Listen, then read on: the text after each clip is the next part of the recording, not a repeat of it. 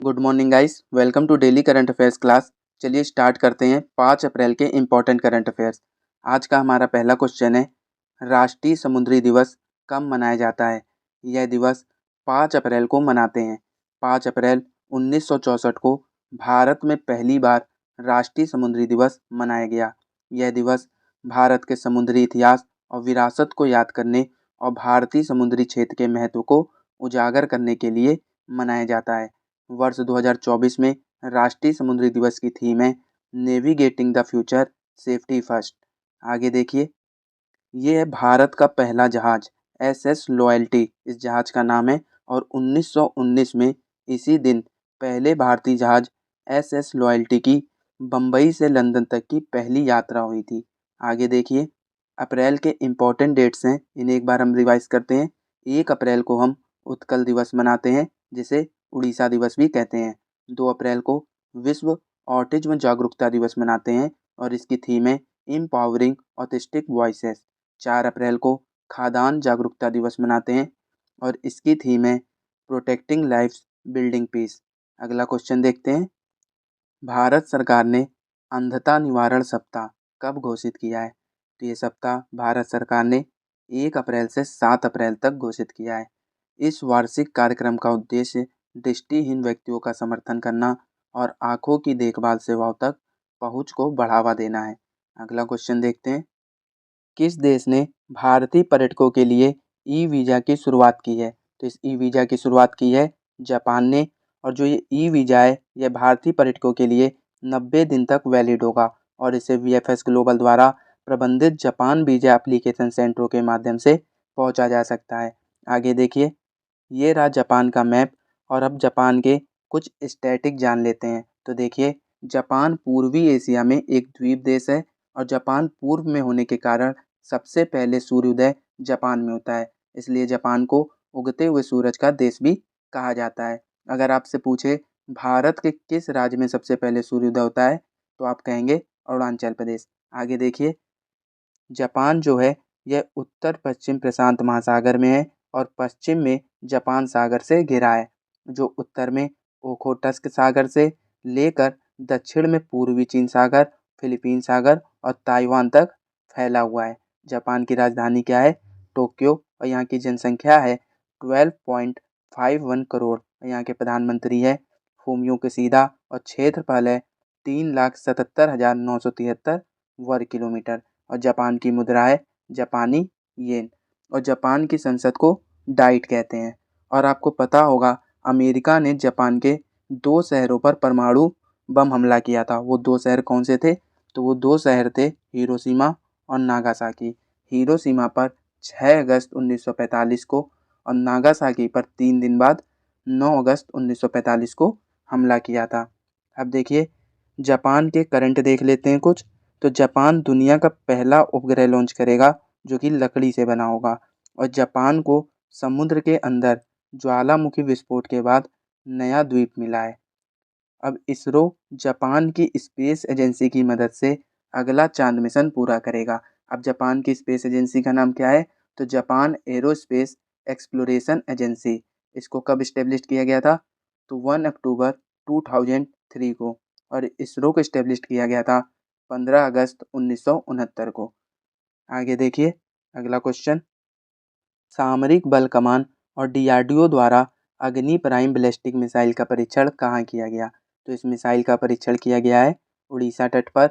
और उड़ान परीक्षण बुधवार शाम करीब 7 बजे उड़ीसा के तट पर डॉक्टर एपीजे अब्दुल कलाम द्वीप से किया गया है। रक्षा मंत्री श्री राजनाथ सिंह ने सफल परीक्षण के लिए डीआरडीओ और सशस्त्र बलों को बधाई दी है। आगे देखिए, ये रहा अग्नि प्राइम बैलिस्टिक मिसाइल जिसका परीक्षण किया गया है उड़ीसा तट पर। अब देखिए, डीआरडीओ को कब इस्टेब्लिश किया गया था? 1958 में। और इसका मुख्यालय है नई दिल्ली में। और डीआरडीओ का आदर्श वाक्य है स्ट्रेंथ ओरिजिन इन साइंस। और इसके अध्यक्ष हैं समीर वी कामत। अगला क्वेश्चन देखते हैं, हाल ही में कहाँ की गेहूं की किस्म को जीआई टैग मिला है? तो ये जीआई टैग मिला है बुंदेलखंड की गेहूं की किस्म को। और इस किस्म का नाम क्या है? तो कठिया गेहूं, इसको जीआई टैग मिला है।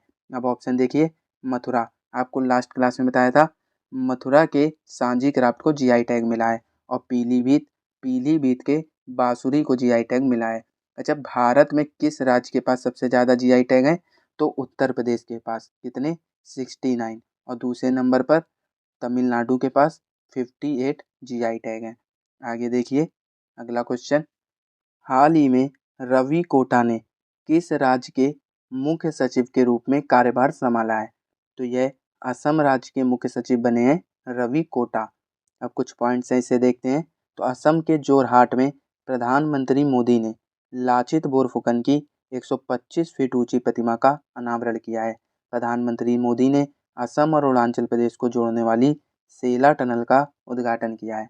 प्रधानमंत्री मोदी ने गुवाहाटी में खेलो इंडिया यूनिवर्सिटी गेम्स के चौथे संस्करण का उद्घाटन किया। आगे देखिए अगला क्वेश्चन। कैंसर के लिए भारत की पहली घरेलू जीन थेरेपी का नाम क्या है? तो इस थेरेपी का नाम है कार टी सेल थेरेपी। और इस थेरेपी का उद्घाटन किसने किया है? तो राष्ट्रपति द्रौपदी मुर्मू ने। अब इस कार टी सेल थेरेपी को किसने बनाया है? तो आईआईटी बॉम्बे और टाटा मेमोरियल सेंटर ने मिलकर बनाया है। और उल्लेखनीय बात यह है इस थेरेपी की लागत अन्य उपलब्ध समान उपचारों की तुलना में 90% कम है, जिससे यह दुनिया की सबसे सस्ती कार टी सेल थेरेपी बन गई है। अगला क्वेश्चन देखते हैं। वाइस एडमिरल मार्क हैमंड को उनकी भारत यात्रा के दौरान परंपरागत गार्ड ऑफ ऑनर किसने प्रदान किया है? तो ये प्रदान किया है भारतीय नौसेना ने। रॉयल ऑस्ट्रेलियाई नौसेना के प्रमुख वाइस एडमिरल मार्क हैमंड को उनकी भारत की आधिकारिक यात्रा के दौरान भारतीय नौसेना द्वारा पारंपरिक गार्ड ऑफ ऑनर प्रदान किया गया है। कुछ पॉइंट्स ऐसे देखते हैं। ऑस्ट्रेलिया में नया वर्क लाइफ बैलेंस बिल लाया गया है और 7वें हिंद महासागर सम्मेलन का आयोजन ऑस्ट्रेलिया में किया गया। और वरुण घोष ने ऑस्ट्रेलिया में पहली बार गीता पर हाथ रखकर संसद में शपथ ली है। संयुक्त सैन्य अभ्यास आष्ट्र हिंद 2023 भारत और ऑस्ट्रेलिया के बीच पर्थ में आयोजित किया गया। अगला क्वेश्चन देखते हैं। रोमानिया में मागुरेले लेजर की दर्ज की गई शक्ति क्या है जो इसे दुनिया की सबसे शक्तिशाली लेजर बनाती है? तो इस क्वेश्चन का ऑप्शन डी सही है, 20 पेटावाट्स। रोमानिया में एक शोध केंद्र दुनिया के सबसे शक्तिशाली लेजर का घर है जो फ्रांसीसी कंपनी थेल्स द्वारा संचालित है। अगला क्वेश्चन देखते हैं। हाल ही में टाटा इंटरनेशनल ने किसे प्रबंध निदेशक नियुक्त किया है? तो टाटा इंटरनेशनल ने राजीव सिंघल को प्रबंध निदेशक नियुक्त किया है। अब देखिए कोंकण रेलवे कॉरपोरेशन के नए सीएमडी कौन बने हैं? संतोष कुमार झा। इलेक्ट्रॉनिक्स और मैकेनिकल इंजीनियर के 33वें महानिदेशक के रूप में जे.एस. सिदारा ने पदभार ग्रहण किया है। एफआईएसएमई के नए अध्यक्ष के रूप में संदीप जैन ने कार्यभार संभाला है। और एफआईएसएमई की फुल फॉर्म है federation of Indian micro and small and medium enterprises. Shefali Saran ने पीआईबी के प्रधान महानिदेशक के रूप में कार्यभार संभाला है। पीआईबी की फुल फॉर्म है press information bureau. Joy Shridas Verma ने फिक्की महिला संगठन के अध्यक्ष का पदभार संभाला है। और एटीएमए के नए अध्यक्ष बने हैं अर्नव बनर्जी। और एटीएमए की फुल फॉर्म है ऑटोमेटिव टायर मैन्युफैक्चर एसोसिएशन। अगला क्वेश्चन देखते हैं। हाल ही में एसोचैम के नए अध्यक्ष कौन बने हैं? तो एसोचैम के नए अध्यक्ष बने हैं संजय नायर। और एसोचैम की फुल फॉर्म है associated chambers of commerce and industry of India. इसको इस्टेब्लिश किया गया 1920 में और हेडक्वार्टर है न्यू दिल्ली में। और एसोचैम ये एक गैर सरकारी व्यापार संघ और वकालत समूह है।